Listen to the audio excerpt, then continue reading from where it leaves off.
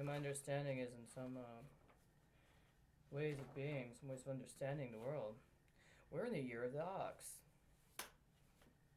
Now, what that has to do with livestock or herding, grazing, as I've mentioned before, they have a different understanding. I'm a Taurus. A while ago, I found these magazines with these advertisements regarding settlement. There's a settlement concerning a problem with a firing pin in a handgun. In that magazine they had a map. One of the maps behind me. I got 3 maps. I got an atlas too. I got 3 maps. 2 of them are on the wall behind me now. Is that what I was given? Is that what I earned? Is that what I purchased? I got these over a year ago. I got the receipt. Don't worry. I also got all the information I need. The cases that were referenced, the settlements. All the magazines I got actually that day. There were several articles of concern. Very relevant. I've only ever had subscriptions to 2 magazines, The Economist and National Geographic. These are National Geographic maps, just so you know. And they're very relevant right now. I'm going to stick with them for a while. Shall we continue? Let's pick up where we started. 24. The nuclear age. We must now examine more closely the nuclear deterrent, which is what prevents all-out war today between the great powers. Many people, maybe, do not understand the power and implications of nuclear weapons, and in particular the hydrogen bomb. Let us consider the matter to see if we can discover what policies are best suited to enable mankind to live peacefully on the Earth. Work on the theory of nuclear physics has been carried out by scientists for many years, but we need not go farther back than the early 1940s. The production of an atomic bomb would obviously give the Allies an advantage in the 1939-45 war. It was known in 1940 that German scientists were working on the project. Very secret work was pushed ahead urgently by British and American scientists, and it was agreed in 1943 by Roosevelt and Churchill that all research and development should be carried out in the United States, because that country was beyond the range of German bombing. The first live test of an atomic bomb was made in New Mexico on the morning of 16th July 1945 and was completely successful. The German war was by then over, but the war against Japan remained. The Potsdam Conference had opened in Berlin on 15th July, and the news of the successful test was received by the American delegation on the afternoon of 16th. Churchill was at once informed, and he told me in the strictest secrecy. A question then arose as to whether Stalin should be told. Some discussion took place, it being finally agreed he should be, by Truman, and this was done on the evening of the 24th July. Stalin displayed little interest.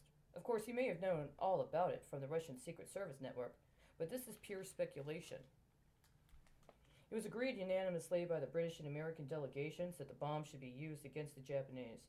Churchill wrote in the Second World War, Volume 6, quote, "We seem suddenly to have become possessed of a merciful abridgment of the slaughter in the East and of a far happier prospect in Europe. There was a unanimous, automatic, unquestioned agreement around our table, nor did I hear the slightest suggestion that we should do otherwise." End quote. In spite of this agreement by the British, American, and Russian delegations at the Potsdam Conference, many people, including myself, considered it was unnecessary to use the bomb against Japan, because that nation had begun to sue for peace some weeks before. In any case, conventional bombs had done such a thorough job of destruction in Japan that little will to continue the hopeless struggle was left in the Japanese people. However, it was so used, the first atomic bomb being dropped on Hiroshima on 6 August 1945 and the second on Nagasaki on 8 August. 6 days later, the 1939-45 war was over. But the scientists continued their work to develop an even more powerful bomb.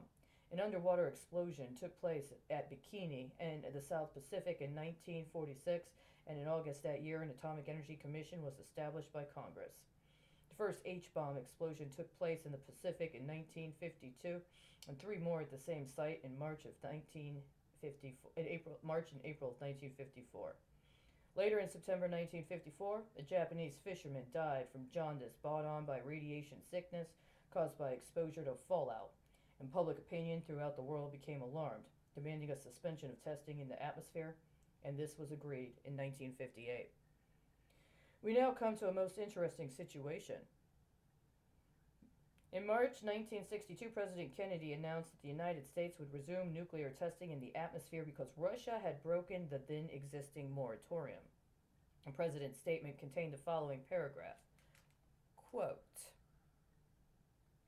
"We must test in the atmosphere to permit the development of those more advanced concepts and more effective, efficient weapons which, in the light of Soviet tests, are deemed essential to our security.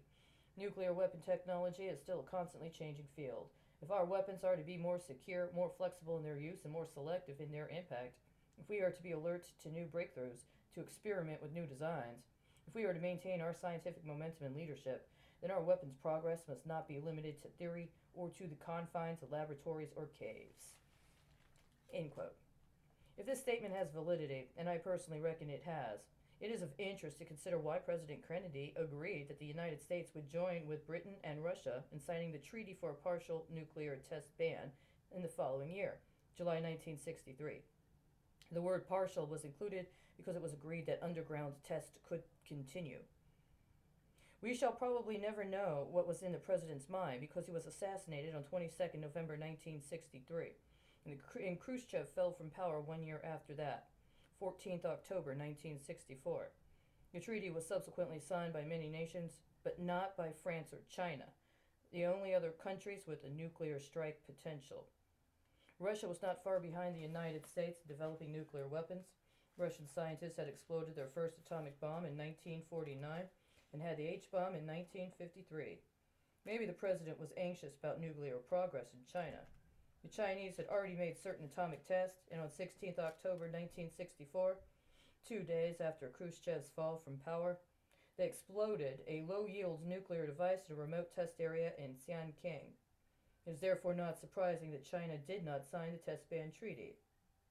The Chinese exploded a second nuclear device in 1965 and two more in 1966, May and December, both of which contained thermonuclear material. We should now consider the H-bomb and its relation to warfare. No, I'm not going to finish this right now. We have some time to get through this. I'm more concerned with the H-bomb and considerations of romance. Going through this, there's definitely a different kind of characterization today than there was yesterday, was there not? Specifically, the way he references bikini. It's not Bikini Atoll.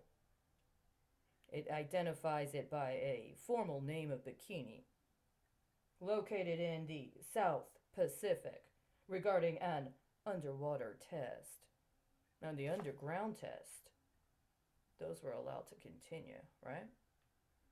And the concern is that it was President Kennedy who was resuming the nuclear testing. Now, I've read through the introduction to this book. He had two young, brilliant male scholars working with him on the refining of the information, fact-checking, including some of the composition, too, when he was composing and writing this book. Kennedy, as I was just reflecting last night, it was the son of Joseph Kennedy, who was a test pilot in World War II. The story was that the oldest male heir to the Kennedy legacy, would have been a pilot as part of an experimental program during World War II. Now, I've contended that part of what they were doing with this experimental program had to do with some sort of technology, including potentially some form of radar or magnetic resonance technology that was meant to do flyovers of certain areas of Germany in order to create some sort of dissonance. The project was called Aphrodite. I think it was actually a form of early nuclear sabotage. But then we would have to be honest about what they mean when they discuss nuclear warfare. It's really not so distinct and separate from the history of all warfare, is it? Just a matter of technique. That's why it's important to identify these indications of potential flaws in what would otherwise be an appropriate readiness paradigm. And that's why I'm going to stop for today. We still have a couple of pages left in consideration of chapter 24. It seems that I'm going to have to operate on two concurrent streams, at least until further notice. I don't like this ideation, but somehow it is appropriate or acceptable to try to bifurcate and then allow for somebody else to claim access to one half.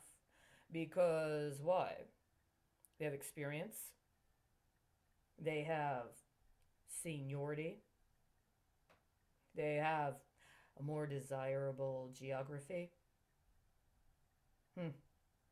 Well, we'll see where we get with this. I imagine at some point we're going to have to get to that napkin. You know, the one where the Kennedy boys were at the table talking about the Space Medical Center? We'll get there in due time, right? It's not like we're in any hurry, right?